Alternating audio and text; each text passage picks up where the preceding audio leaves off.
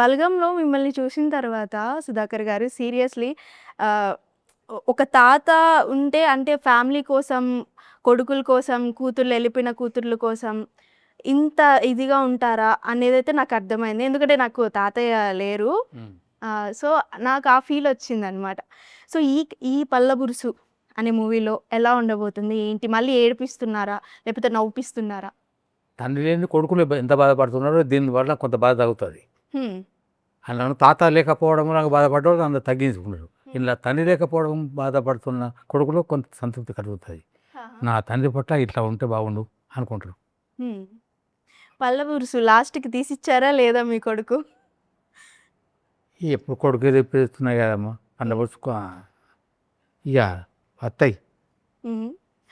మీరు తీసిచ్చారా మీ ఫాదర్‌కి లాస్ట్‌కి టూత్ బ్రష్? చూద్దాం. చూద్దాం. ఆగస్ట్ 14థ్ చూద్దాం. 14వ తారీఖు నాడు చూద్దాం. అసలు పల్లబురుసు ఏంది, దాని కథ ఏంటి, ఆయన దాని మీద అంతా ఎందుకు పట్టుబట్టాడు, కోర్టు దాకా ఎందుకు వెళ్ళాల్సి వచ్చింది, హ్మ్. జస్ట్ పల్లబురుసు కోసం కోర్టు దాకా ఎందుకు వెళ్ళాల్సి వచ్చింది అనేది సినిమాలో ఉన్నటువంటి ఒక మంచి థీమ్, మంచి కాన్సెప్ట్. యాక్చువల్‌గా అయితే మీరు ఎక్కువగా ఫాదర్ క్యారెక్టర్స్ చేస్తూ ఉంటారు కాబట్టి, అవును. ఈసారి మీరు సన్ క్యారెక్టర్ చేశారు. Yes. సో, ఎట్లా అనిపించింది క్యారెక్టర్ చాలా వైస్? హ్యాపీగా అనిపించింది నాకు. కొత్త క్యారెక్టర్ ఇది, హ్మ్. కొత్త క్యారెక్టరు. నాకు ఉదయ్ గారు కూడా thank you so much Uday. Uday Chauhan కొత్తగా పరిచయమైనటువంటి వ్యక్తి హ్మ్. పట్టుబట్టి ఈ క్యారెక్టర్ మీరే వేయాలి, మీ ఫాదర్ క్యారెక్టర్ సుధాకర్ గారే వేయాలి సార్, నాకు మిగతా అన్ని నేను చూసుకుంటా కానీ ఈ ఇద్దరు మాత్రం నాకు కావాలని పట్టుబట్టి మా కోసం కొన్ని డేట్స్ కూడా అడ్జస్ట్ చేసుకొని కొద్ది రోజులు ఆగి మమ్మల్ని ఒప్పించి మెప్పించి తీసుకున్నాడు. అందుకు మాకు చాలా సంతోషంగా ఉంది. కొత్త డైరెక్టర్ అయినా కూడా ఉదయ్ చాలా బాగా చేశాడు. ఆయన అనుకున్నది అనుకున్నట్టుగా ఏదైతే అనుకున్నాడో దాన్ని ఖచ్చితంగా చేశాడు. మాకు ఇబ్బంది కలిగించినా సరే పర్వాలేదు అనుకున్నాడు కానీ చేశాడు. ఆ విధంగా మాకు కూడా సంతృప్తిగా ఉంది. అంటే నార్మల్‌గా ఇంతకుముందు అల్లుడు, మామ అలా ఉన్న పేరుని మీరు తండ్రి కొడుకుల్ని చేసేసారు. యాహ్! సో, అంటే మీకెక్కువ మీ ఫాదర్ అండ్ మదర్‌తో ఎక్కువ బాండింగ్ ఉంది. నేను ప్రీవియస్ ఇంటర్వ్యూస్‌లో కూడా విన్నాను. సో, మంచి బాండింగ్ ఉంది అని చెప్పి. సో, మీ ఫాదర్ ఎంతవరకు గుర్తొచ్చారు షూటింగ్ చేసేటప్పుడు? నాకు అటువంటి గుర్తులేం రాలేదండి. పర్సనల్గా నేను షూటింగ్లోకి వెళ్ళినప్పుడు అటువంటి ఫీలింగ్స్ ఏమి ఉండవు. ఏదో ఒక ఎమోషనల్స్ అటువంటిది ఉన్నప్పుడు ఏదైనా జరుగుతుందేమో కానీ మామూలుగా మనకు ఆ పాత్ర గురించి అక్కడ జరుగుతున్న విషయాల గురించి షూటింగ్ కదా అని తెలిసిపోతుంది. అంత పెద్దగా ఫీల్ ఏం కలగలేదు. కానీ ఫాదర్కి సన్కి అంటే అంత వయసు వచ్చిన తర్వాత కూడా ఒక ఫాదర్ అదే సినిమా చూస్తే మనకు చాలా బాగా నచ్చుతుంది. అవుతుంది.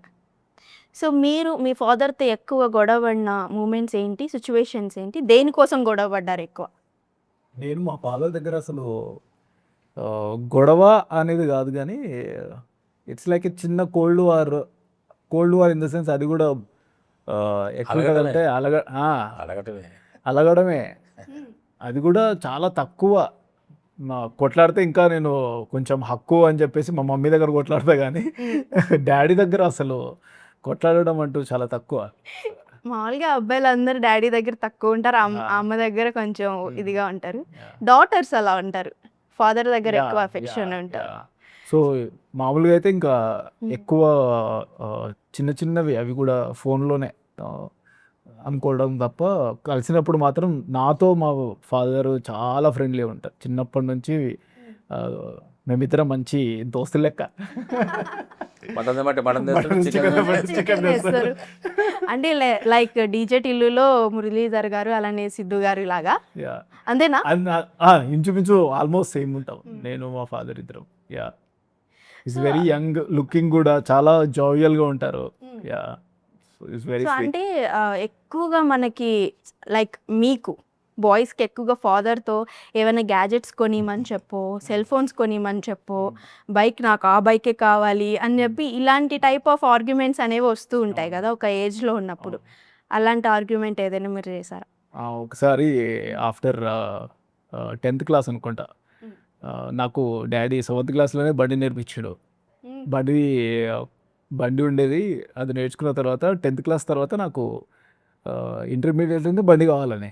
డాడీ ఏమో నాకు తెలియదు ఆ ఏజ్లో. డాడీ ఏమో ఇప్పుడు కాదురా కరెక్ట్ ఏజ్ కాదు అది అని చెప్పి, లేదు డాడీ నాకు కావాలంటే ఆఫ్టర్ ఇంటర్మీడియట్ ఒక బైక్ కొనిచ్చిండు. నాకు ఇంకో బైక్ కావాలి కానీ డాడీ ఏమో కావాల్సిన బైక్ కాకుండా వేరేది కొనిపిస్తే ఇంకా అక్కడ ఒక వారం రోజులు అలిగిన అనమాట. ఇది కాదు నాకు అంటే కావాలి అన్నట్టు, ఆ బైకే కావాలి అన్నట్టు షోరూమ్ తీసుకపోయి సరే అదే ఇప్పిస్తా అన్నాడు. ఆడికి తీసుకెళ్ళిన తర్వాత అది ఇంకో వేరియేషన్ అనమాట, కొంచెం హయ్యర్ రేంజ్ 200cc అయితే నేను 200cc నీకు ఇప్పాను, కొంటే ఇది కొను లేకపోతే వెళ్ళిపోదాం అన్నాడు. మొత్తానికి సరే ఏదో ఒక బండి కొంటాం కదా అని చెప్పేసి ఒక బండి కొన్నా. సో అక్కడ ఆ టైం ఆ మూమెంట్, దాని తర్వాత చాలా తక్కువ ఏదైనా జిద్దు చేసి నాకు ఇది కావాలి అని. జిద్దు చేసింది అయితే నా కెరియర్ కోసం చేసిన.